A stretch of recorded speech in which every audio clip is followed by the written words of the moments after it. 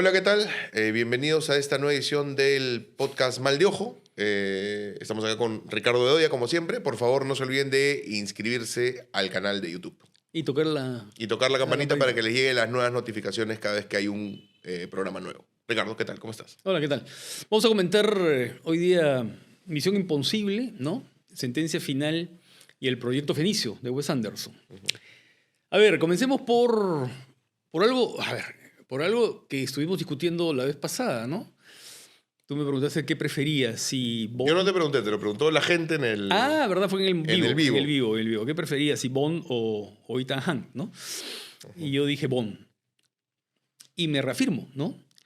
Después de ver Sentencia Final, que es la película más Bond, creo, de las 8 que se han hecho de Sí. Misión Imposible, ¿no?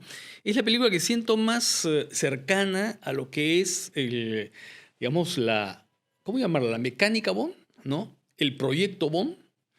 Eh, a ver, ¿por qué? Porque creo que aquí como que se deja a un lado el asunto de la simulación, de la apariencia, de la falsedad de verdad, de el espionaje entendido como un juego de máscaras, ¿no? Si bien hay un par de momentos, dos o tres, en los cuales los personajes tienen las máscaras y se las quitan, creo que ese es un asunto secundario o incluso sin importancia en la película, ¿no? Entonces ese juego, el simulacro, creo que está como desplazado en favor de ¿qué? En favor de los momentos fuertes de acción, ¿no? De esos momentos pico de acción.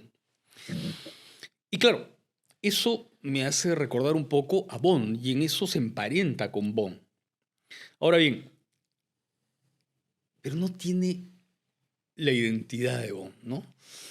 Bond puede tener muchas caras, puede haber sido representado por muchos actores distintos. Puede haber pasado 50 o ya casi 60 años, ¿no? 60 años de su existencia. Es una mitología, ¿no? Es parte de la cultura del siglo XX. Y siempre mantuvo una identidad. Una identidad que además está reafirmada en las propias películas, ¿no? Mi nombre es Bond, James Bond. Y entonces esa identidad creo que me parece que es bien interesante. Aquí, en cambio, en Misión Imposible, y sobre todo en esta última, siento que cuando el personaje se presenta, no dice mi nombre es Ethan Hunt, no. Dice mi nombre es Tom Cruise, ¿no? Porque creo que esa concentración en el personaje, y sobre todo en el cuerpo y en el rostro de Tom Cruise, es bien importante, ¿no? Es bien importante porque, sobre todo en una película como esta, en la que hay una especie de recapitulación de las anteriores, ¿no? Es una despedida, es una supuesta despedida, no lo sé, pero en todo caso recapitulativa, ¿no? Hay como una memoria del patrimonio llamado Misión Imposible. Y claro, y cuando vemos imágenes de Tom Cruise ahí siempre presente, ¿no?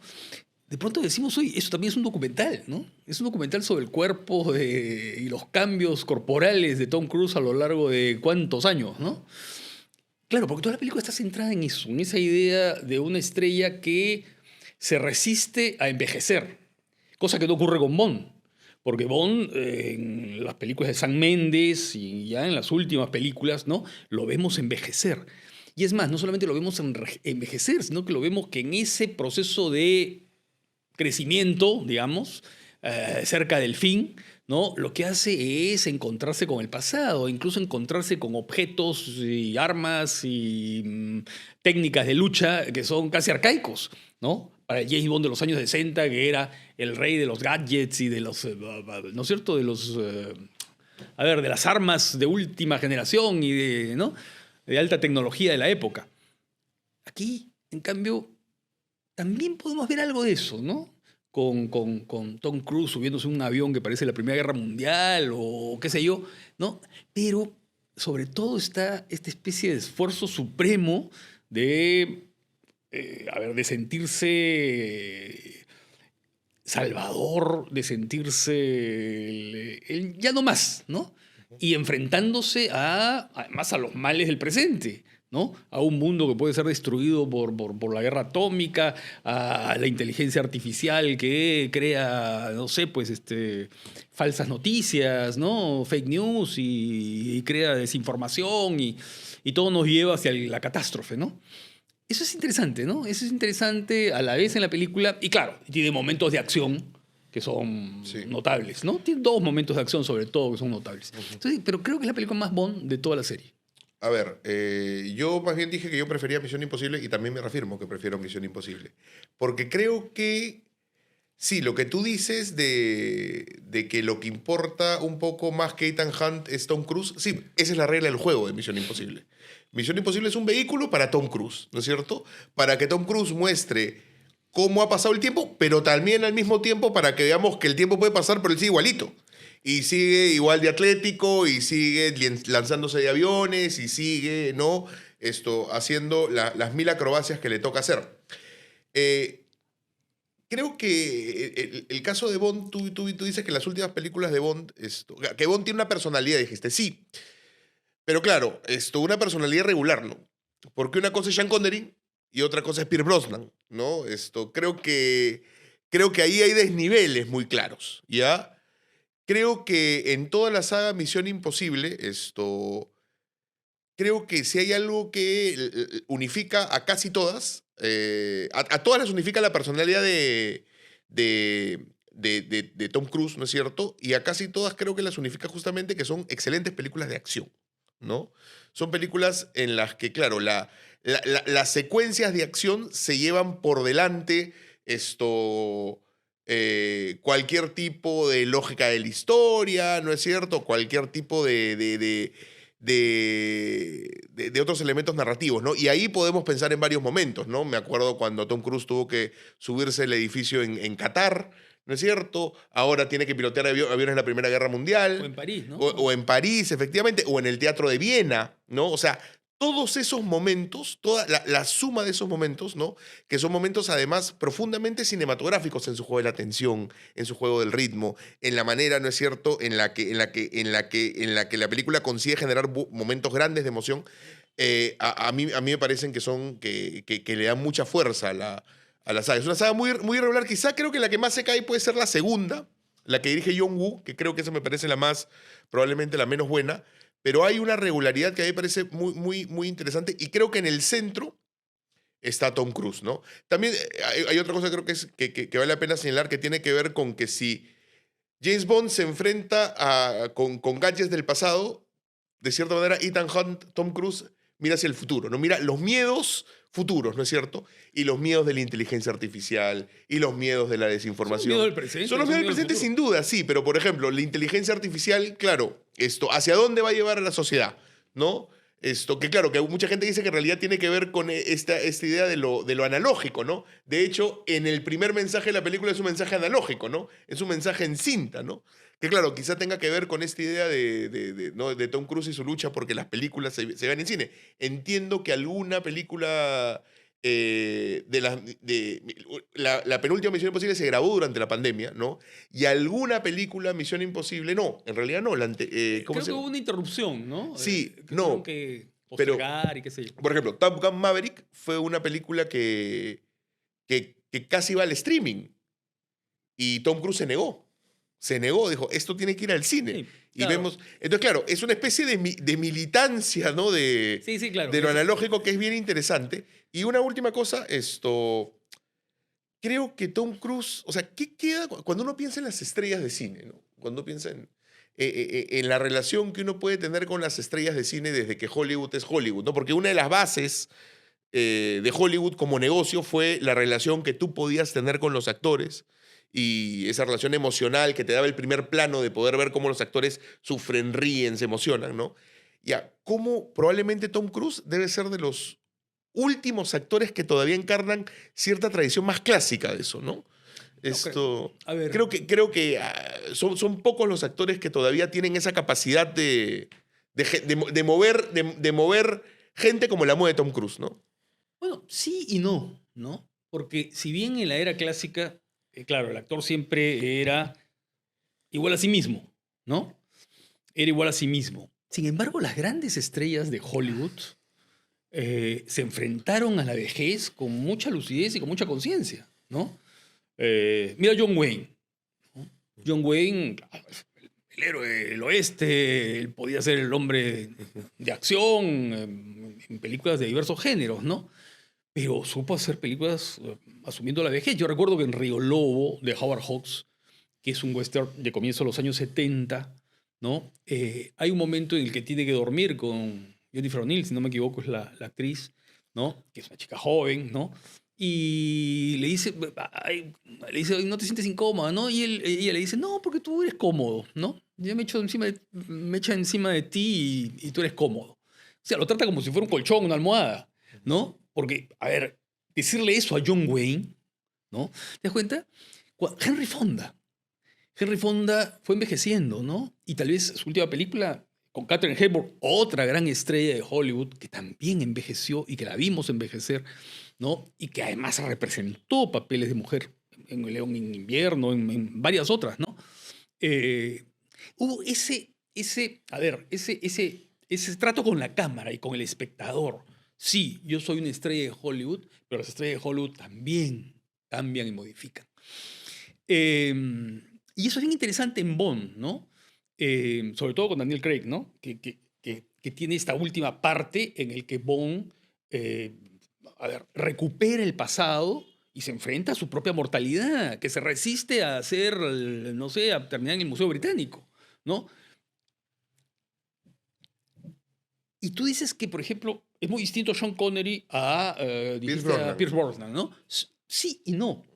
Es decir, a ver, son las facetas de James Bond, ¿no? Puede haber un James Bond más arriesgado, más arrojado, más impúdico en su capacidad de seducción, y hay otro que es más británico, ¿no? Más british, más flemático, más estirado, como quieras, ¿no?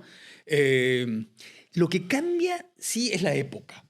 Hay un James Bond que es mucho más, está más fascinado por el despliegue de la tecnología, y hay una etapa de James Bond en la que hay una cosa media caricaturesca, ¿no? Sobre todo en las películas de Roger Moore.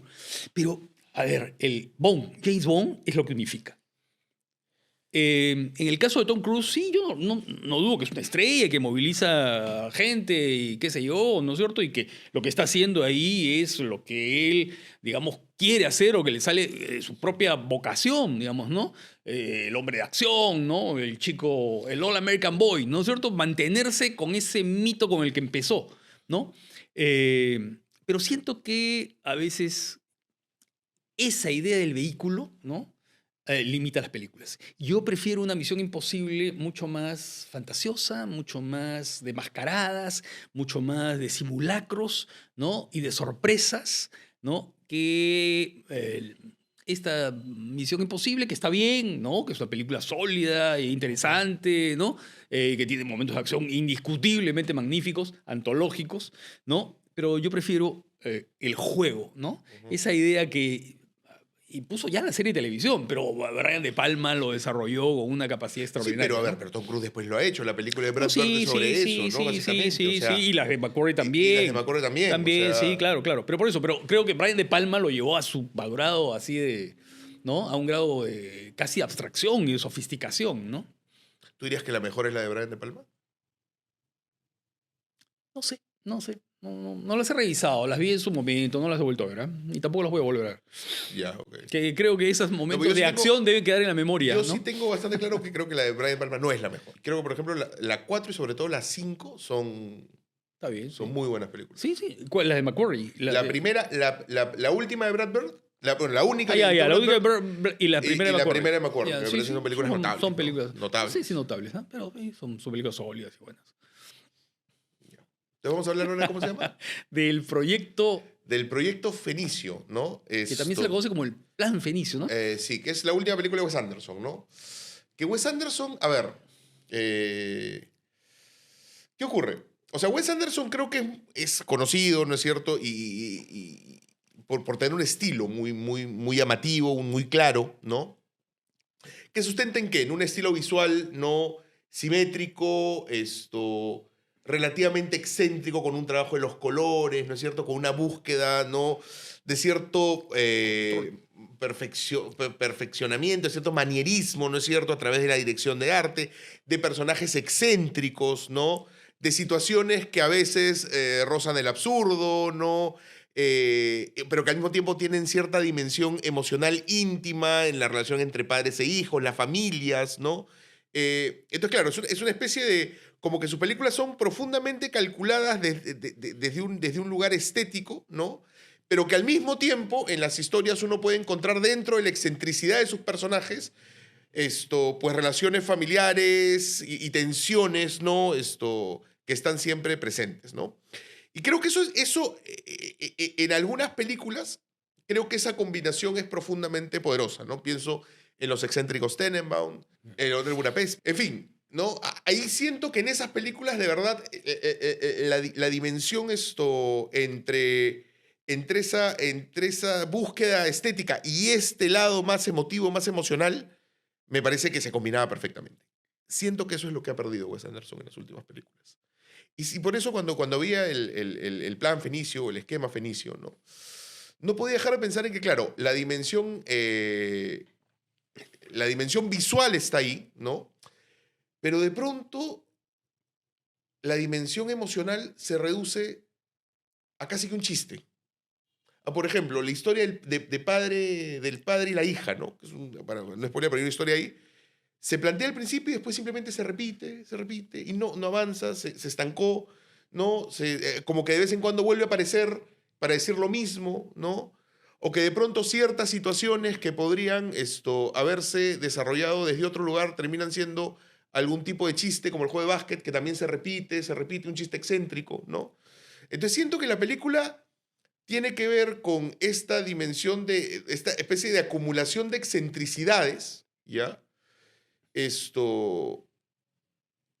Revestidas, ¿no?, dentro de la dimensión visual que Wes Anderson siempre ha tenido. Entonces siento que la película es una cáscara que no necesariamente tiene esa dimensión fuertemente emocional que sí se podía encontrar en otras películas de Wes Anderson, ¿no? Creo que un poco el cine de Wes Anderson ha derivado un poco hacia esa dinámica excéntrica, hacia ese humor excéntrico, que claro, asumo que para Wes Anderson debe ser algo muy propio, pero siento que la verdad a mí no me dice bien poco, ¿no? Mm.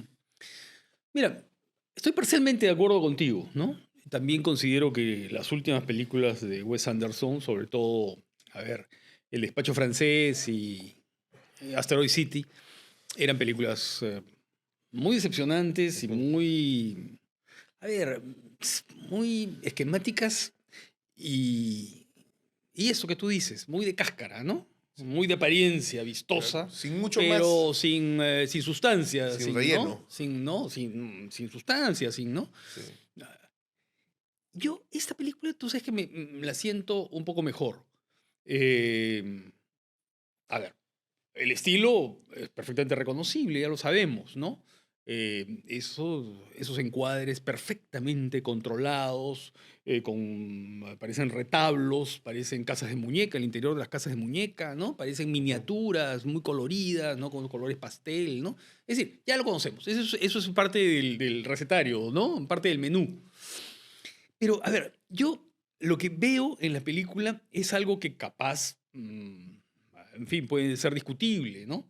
Pero lo siento, a ver, siento que hay como una especie de autoironía en la película.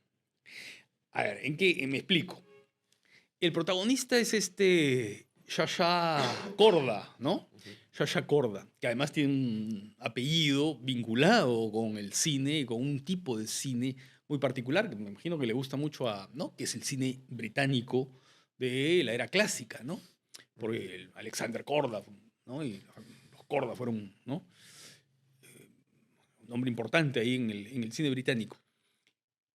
Eh, es el hombre todopoderoso, el hombre que acumula, el hombre que tiene todo controlado, que tiene su esquema, ¿no? O su proyecto y todos sus planes absolutamente encajados, ¿no? Exactamente como Wes Anderson, ¿no? Y ahí hay un juego, ¿no? Hay un juego de poder. La película empieza con esta explosión, no voy a decir más. que nos hace pensar de pronto, oye, esto es un remedio del ciudadano Kane, ¿no? Empieza con un hecho decisivo y seguramente va a haber una recapitulación de la vida de este señor, pero no es así. Pero sin embargo, hay una serie de incidentes y de datos en la película que nos hacen pensar eso, ¿no? De un millonario poderosísimo e inescrupuloso, ¿no? Pero que tiene sobre todo la obsesión del control. No le importa tener esclavos, no le importa explotar, no le importa. No, no, eso no le importa. No le importan los derechos humanos, ¿no? O sea, él es un hombre ultrapoderoso. Pero de alguna manera quiere encontrar alguna redención, ¿no? Y ese acercamiento a la hija es a la vez utilitario, es a la vez oportunista, porque le quiere dejar su fortuna, pero a la vez tiene algo de recuperación, ¿no? De una recuperación de una relación que se ha quebrado, que se ha roto, ¿no? Y que además tiene por ahí un incidente criminal, aparentemente criminal, o en todo caso hay una narración que vincula con eso, que tiene que ser resuelta. Entonces, antes de su muerte o de sus muertes, las personas que vean la película sabrán por qué me refiero a sus muertes, él quiere arreglar ese asunto de su vida que quedó pendiente. Y eso es bien interesante, ¿no? Porque esa idea del autocontrol de un personaje absolutamente engreído, ¿no? No sé por qué me hace recordar en el propio Wes Anderson. Ese personaje que tiene todo bajo control, que lo acumula todo, como los encuadres de Wes Anderson, que están llenos ¿no es cierto?, de objetos y de objetos vintage y ¿no es cierto?, de objetos del pasado, ¿no? Y esta reconstrucción, además del tiempo mismo, en este caso son los años 50, ¿no? En la Guerra Fría. Pero por otro lado, está el personaje, opuesto, que es la hija, ¿no? Que es la hija que también sale de un régimen muy opresivo, ¿no? Como es el régimen religioso, porque ella es una novicia, ¿no? Es una novicia que va a recibir un legado muy importante, pero que primero a regañadientes y luego por el hecho de por las acciones mismas de la película, va ella saliendo de ese régimen y va conociendo otras cosas y va teniendo otras experiencias y va abriéndose a la vida. Y es como que si saliera de la cajita o del retablo de Wes Anderson, como que quisiera escaparse de ese retablo, ¿no? Y quisiera irse hacia otros lados, ¿no? Y de pronto la vemos fumando pipa y, en fin, una serie de cosas más que aparecen en la película. Me parece bien interesante esa mirada, ¿no?, en la cual se va mezclando esa autoironía o esa proyección un poco irónica y hasta perversa con un personaje que puede ser detestable, ¿no? Pero por otro lado, la conciencia de que hay un escape, ¿no? Y que puede haber una libertad más allá de esa visión controlista y asfixiante de un encuadre siempre simétrico y siempre pensado de la misma manera, ¿no? Y esos movimientos de cámara, ¿no?, absolutamente pautados, ¿no? Porque claro, las películas de Wes Anderson tienen mucho que ver con una idea casi de diseño visual, ¿no? Un storyboard así, puesto en camisa de... Y repetido. Y repetido, con diferentes épocas, ¿no?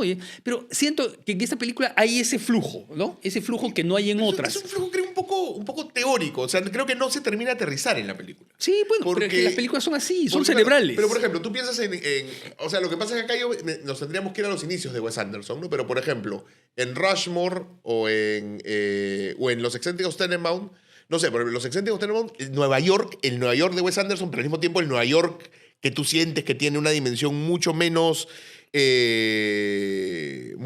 vintage, ¿no? Mucho menos Sí. calculada, ya le daba a la película una potencia. Entonces creo que, claro, efectivamente el personaje de la hija se puede querer escapar, pero al final no se escapa, o sea, porque todo termina dentro del cuadro de Wes Anderson, de ese estilo que se repite. Sí. ¿Y qué pasa? Al final la relación entre padre e hija se sostiene, claro, en esta especie de búsqueda de redención, ¿de acuerdo?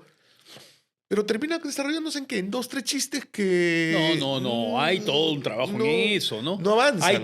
Sí avanzan. Sí avanzan porque hay cotejos con otros personajes que resultan tal vez menos inescrupulosos en su dicho, pero que en realidad son tan son menos inteligentes, menos hábiles, menos, ¿no? Que este personaje que es una especie de ciudadano Kane, ¿no? O de un personaje de Wells, ¿no? Un personaje de Orson Welles. O sea, esos personajes que tienen todo el poder de la acumulación Claro. y que terminan, ¿no? De alguna manera Y que además buscando creo que un también escape. ¿Ah? hay una referencia ahí actual, quizá, no sé, a Donald, una especie de Donald Trump con Sí, George Soros, ¿no? Una cosa así evidentemente, media... ¿no? Claro, a los Sí, magnates de ahora. los ¿no? magnates de ahora, ¿no? Claro, los magnates de ahora, ¿no? Claro.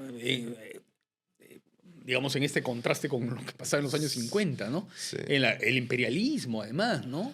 O sea, este personaje que agarra y dice, no, yo agarro, me voy a un país árabe, ¿no es cierto? Y ahí trabajo con Hago mis lo que sea. esclavos, o en África, o en cualquier lugar del mundo, ¿no? Que es un poco el imperialismo, claro, la idea del imperialismo en los años 50, ¿no? Y es lo que, a ver, de un magnate que te dice, oye, Canadá va a ser un estado más, ¿no?